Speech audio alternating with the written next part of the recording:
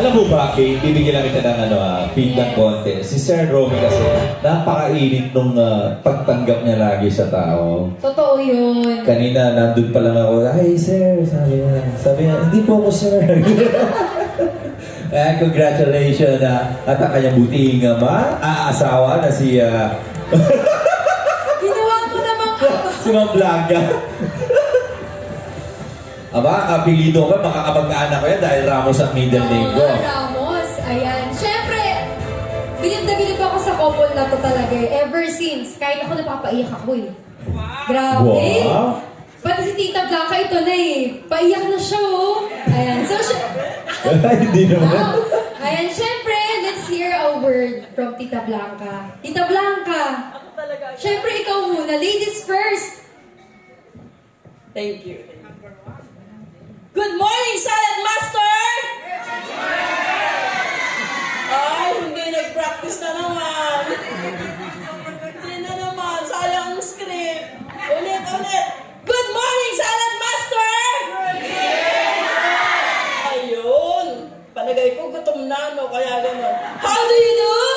Ayan. Okay, so, unang-una po, thank you very much kay Lord. Syempre, wala po kami dito kung walang guidance ni Lord. At syempre, sa ating best dealer, kay Sir Marlon and Madam Lorna, sa kanila pong untiring support na binibigay sa ating lahat. And syempre po, hindi po namin ito makakamit kung wala po yung aming mga beloved owners. Yun pong mga tao na naniwala sa amin, nag-trust, na mag-invest ng best equipment in the world, Salad Master. So, yun po. At yun po ay utang namin lahat yun kay Sir Marlon and Madam Lorna sa kanila pong mga skills na itinuturo sa atin. So, thank you very much. Ay, Sir Rob? Ako yun ba? Oo. Good morning, Salad Master! Kala ko nakalimutan niyo na. Unang-una, syempre, pasalamatan natin yung divine guidance. Kasi sa Pwede pamamagitan ka ng naman kanina pa ako, hindi ka guidance na yan, nakakamit natin Pwede yung ka naman kumuha ng mga goals natin sa buhay. And mukhang nakakagulat nga eh, hindi ko rin expected na yung palang ginagawa namin ay nabibilang ng NutriFit Care. Nasusuma. Ang gusto lang kasi namin is to share the best products, the cooking products in the world ng Salad Master kasi habang isineshare natin ito, ang dami ng mga tao na nabibiyayaan ng kalusugan. And syempre, hindi lamang yung opportunity to become healthy, and may opportunity din po para sa business. Yan. And nung nandito na ako, bigla akong naisip na masarap nga palang maging number one, Kaya lang, dalawa kasi ang bagay na nadadalhin dito sa akin eh. Yun yung bigla akong naisip.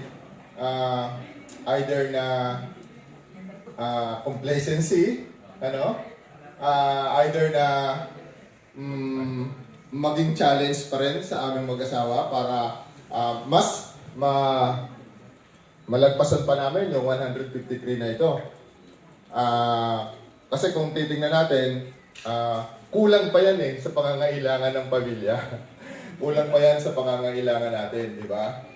And yun, ang dalangin ko po sa Panginoon na sana yung challenge na yun is matugunan namin at dun kami sa kabila ng challenge. Ayaw ko nung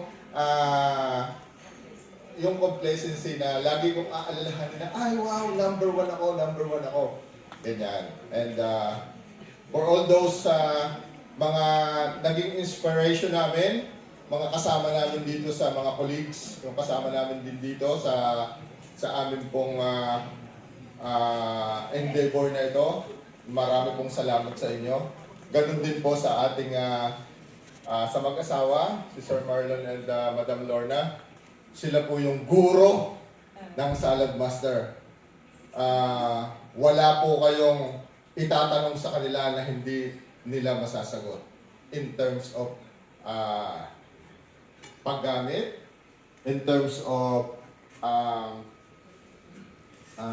kung paano ang business.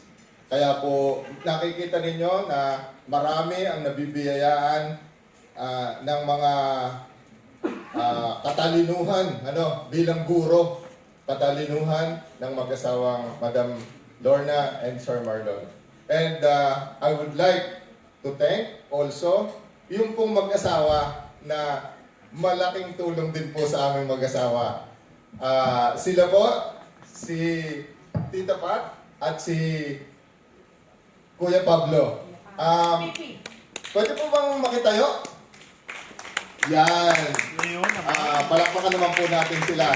Sa dinami-dami po ng aming mga owners na inimbita, sila po yung nagpunta. And yung po aming guest, si Zena, si Janet, at si Tom. Thank you so much po sa inyo lahat. At sa inyo po lahat, maraming pong salamat. Alright, congratulations Sir Romy and Ma'am Blanca. If my memory serves me right, Kate, I think sila na yata yung first encounter with them.